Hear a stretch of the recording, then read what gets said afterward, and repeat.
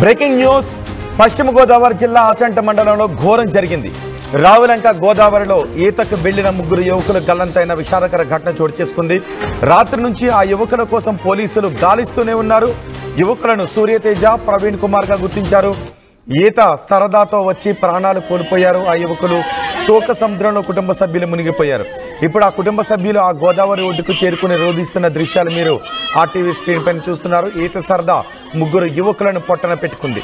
పశ్చిమ గోదావరి జిల్లా గోదావరిలోకి ఆచంట మండలం దగ్గర గోదావరిలోకి ఈత కొట్టడానికి వెళ్లారు. రావిలంక ప్రాంతంలో ఆ గోదావరి ఉధృతంగా ప్రవహిస్తున్న సమయంలో ముగ్గురు యువకులు కూడా కొట్టుకుని వెళ్ళిపోయారు. వాళ్ళ కోసం గాలింపు చర్యలు కూడా కొనసాగుతున్నాయి. ఒక్కసారి ఆ తల్లిదండ్రుల రోదనను కూడా మీరు చూడొచ్చు.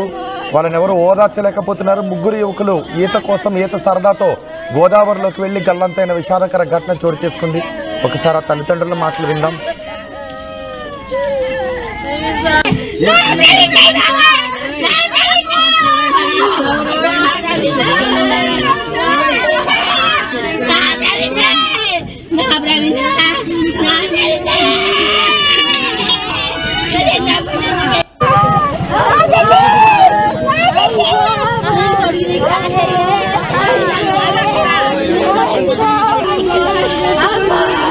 రాత్రి నుంచి ఆ యువకుల కోసం పోలీసులు గాలింపు చర్యలు చేపట్టారు. ఆ యువకులను సూర్యతేజ, ప్రవీణ్ కుమార్లుగా గుర్తించారు. ఈత సరదా కోసం వచ్చి ప్రాణాలు కోల్పోవడం ఆ గ్రామంలో వాళ్ళ కుటుంబాల్లో విషాదాన్ని నింపింది.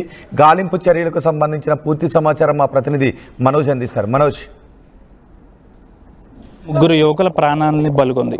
పశ్చిమ గోదావరి జిల్లా ఆచంట మండలం రావిలంక గ్రామానికి చెందిన ముగ్గురు యువకులు నిన్న ఇదే ప్రాంతంలో ఈత కోసం వచ్చిన పరిస్థితి. ముగ్గురు యువకులు దాదాపు 14-15 సంవత్సరాలు. ప్రవీణ్, సూర్యతేజ, పాల్ కుమార్, వీరి ముగ్గురు యువకులు కూడా ఈత సరదా కోసం నిన్న సాయంత్రం 4 గంటల ప్రాంతంలో ఈ గోదావరి పరివాహక ప్రాంతానికి వచ్చారు. వచ్చిన తర్వాత ఈత కోసం కొంచెం లోతు ప్రాంతానికి వారు వెళ్ళడంతో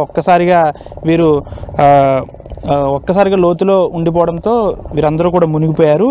మొత్తం వీరు 5 యువకులు అయితే స్నానానికి వచ్చారు. మిగిలిన 2 కూడా వారు భయభ్రాంతులకు గురై ఇంటికి వెళ్ళిపోయిన పరిస్థితి. ఇంటికి వెళ్ళిపోయిన తర్వాత వారి కుటుంబాల్లో చెప్పడంతో మిగిలిన వారు కూడా ఇక్కడికి వచ్చిన పరిస్థితి. ప్రస్తుతం మనం చూసుకోవచ్చు, SDRF బృందాల ద్వారా గాలింపు చర్యలను అయితే చేపట్టిన పరిస్థితి కూడా నెలకొంది. దాదాపు 2 యువకులు అయితే ఇప్పటికే వారు గోదావరి నదీ గర్భంలో మునిగిపోయి మరణించారు. వారిద్దరూ సూర్యతేజ, ప్రవీణ్, వీరిద్దరూ కూడా మృతదేహాలు కూడా లభ్యమయ్యాయి. పాల్ కుమార్ ఎవరైతే ఉన్నారో తన మృతదేహం కోసం SDRF సిబ్బంది అయితే ఇప్పటికే గాలింపు చర్యలు అయితే చేపట్టింది. ఏదేమైనా వేసవి కాలంలో దాదాపు ఈ గోదావరి నదీ పరివాహక ప్రాంతాల్లో యువకులందరూ కూడా ఎక్కువ ఈత సరదా కోసం ఇటు వస్తూ ఉంటారు. కాబట్టి ఇక్కడ వాళ్ళు చెప్తున్నది ఒకటే, ఈ వేసవి కాలంలో ఈ గోదావరి పాయలు ఏదైతే ప్రధాన పాయలు ఉన్నాయో అక్కడ పంచాయతీ సిబ్బంది, స్వచ్ఛంద సంస్థలు కొంచెం ఇక్కడ డ్యూటీలు నిర్వహించి బోర్డులు ఏర్పరిచి ఇక్కడ ఎవరిని కూడా స్నానాలకు దిక్కుండా చూడాలని అయితే కోరుతున్నారు. ఏదైతే మనం ఉన్న ప్రాంతం, ఇప్పుడు ఏదైతే ప్రాంతం ఉన్నది ఇదంతా ఒక లోతైన ప్రాంతం. దాదాపు ఇదంతా కూడా లోతులు లేకుండా కనిపించే ప్రాంతంగా అని చెప్తున్నారు. ఏంటంటే యువకులు అలా గోదావరిలో నడుచుకుంటూ వెళ్తూ ఉంటారు. అయితే కింద ఒక్కసారిగా పెద్ద గొయ్య ఉండడంతో దాంట్లో మునిగిపోయిన పరిస్థితి నెలకొంటుంది. గత 2 రోజుల క్రితమే ముమ్మిడివరంలో కూడా ఇదే విధంగా కొంతమంది యువకులు అయితే మరణించిన పరిస్థితి కూడా నెలకొంది. ప్రస్తుతం అయితే ఇక్కడ పశ్చిమ గోదావరి జిల్లాకు సంబంధించి ఇటు కోనసీమ, ఇటు పశ్చిమ గోదావరి జిల్లా ఆచంట మండలం, పి గన్నవరం మండలాలకు సంబంధించి 2 బార్డర్లు కాబట్టి ఇవి. దీనికి సంబంధించి అయితే గాలింపు చర్యలు అయితే వేగవంతం చేస్తారు. ప్రస్తుతం స్థానికులు ఉన్నారు. ఎందుకు ఇక్కడ అసలు ఈ విధంగా జరుగుతున్నాయి, అసలు ఏంటనేది అడిగి తెలుసుకుందాం. ఇప్పుడు జరిగింది నిన్న ఇక్కడ ఎందుకు ఇలా జరుగుతుందంటారు? నిన్న ఈ సంఘటన ఇంచుమించుగా 4 గంటల 5 గంటల మధ్యలో జరిగిందండి. ఈ సంఘటన ఇలా జరగడం చాలా దురదృష్టకరం. ఇందులో మా ఫ్రెండ్ అయినటువంటి కేతా వెంకటేశ్వరరావు కుమారుడు ప్రవీణ్ మొన్ననే 10వ తరగతి పాస్ అయ్యాడు. ఆ కుర్రాడు కూడా ఇందులో దుర్మరణం చెందాడు. కానీ వీళ్ళంతా కలిపి వీళ్ళ ముగ్గురు ఫ్రెండ్స్ కలిపి వేసవకాలం సెలవులకి ఇక్కడ స్నానాలు చేయడానికి వచ్చారు. ఇందులో కొంతమందికి ఈత రాకపోవడం వల్ల ఈ సంఘటన జరిగింది. చాలా బాధాకరమైన విషయం. కానీ ఇందులో కూడా జనం వచ్చి లోతులు ఎక్కడున్నా గమనించుకుని గోదావరిలో దిగవలసిందిగా తెలియజేస్తున్నాం. దాదాపు ఇక్కడ లోతైన ప్రాంతం కాబట్టి యువకులు ఎవరు కూడా ఇటువైపు గోదావరి స్నానానికి రాకూడదు అంటున్నారు. అయితే గోదావరి స్నానం చేయాలనుకుంటే చాలా వరకు కూడా ప్రధానమైన కొన్ని గోదావరి రేవులు అయితే ఉన్నాయి, వాటిలో చేయాలని అయితే కోరుతున్నారు. దాదాపు ఇక్కడ స్థానికంగా ఉండే పడవ నడిపే మత్స్యకారులు కూడా ఉన్నారు, వారిని అడిగి తెలుసుకుంది. ఇదంతా లోతైన ప్రాంతం కదా, ఎందుకు ఈ విధంగా జరుగుతుంది? ఇది లోతైన ప్రాంతం అంటే ఇది చూసినంత వరకు మేరకు ఉంటుందన్న. అక్కడి నుంచి చదవడానికి ఒకేసారి లొయ్యి వచ్చేస్తుంది, గెళ్ళు వేసినా కూడా గెళ్ళు అందు. కుర్రవాళ్ళు తానం చేస్తా ఒకరి తర్వాత ఒకరు ఆలుకుండి ఒక కుర్రవాడు ముందు గుంటలో పడిపోయాడు. ఆ తర్వాత ఆ కుర్రవాడిని పట్టుకుందామని ఇంకో కుర్రవాడు వెళ్ళాడు, ఆయన కూడా వెళ్ళిపోయారండి. తర్వాత మూడో కుర్రోడు, ఇద్దరు వెళ్ళిపోరు కాదని మూడో కుర్రోడు వెళ్తే ఆయన కూడా ముగ్గురు వెళ్ళిపోరండి.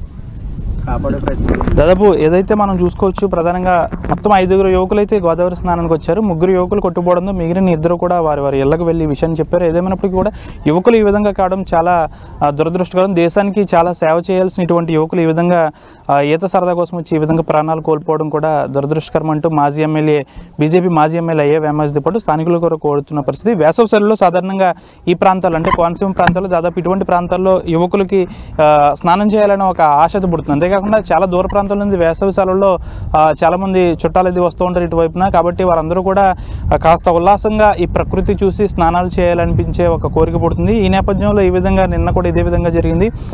స్థానికంగా ఉండే మత్స్యకారులకు సంబంధించి ఒక సూచన అయితే చేస్తున్నారు. ఇదంతా గోదావరి నది ప్రాంతం అంతా కూడా చాలా లోతైన ప్రాంతం కాబట్టి ఇక్కడ ఎవరు ఈత కోసం దిగకూడదు అని అయితే మత్స్యకారులతో పాటు స్థానికులు కూడా చెప్తున్నారు. ప్రస్తుతం ఇది ఆచంట మండలానికి సంబంధించి రావిలంక ప్రాంతం కాబట్టి ఇది పశ్చిమ గోదావరి జిల్లా పరిధిలోకి వస్తుంది. కాబట్టి పశ్చిమ గోదావరి జిల్లా యంత్రాంగంతో పాటు ఇటు అంబేద్కర్ కోనసీమ జిల్లాకు సంబంధించి పి గన్నవరం అధికారులు, మొత్తం పోలీస్, రెవెన్యూ అధికారులు, ఎస్డిఆర్ఎఫ్ సిబ్బంది కూడా పెద్ద ఎత్తున అయితే ఇక్కడ గాలింపు చర్యలు అయితే చేపడుతున్నారు.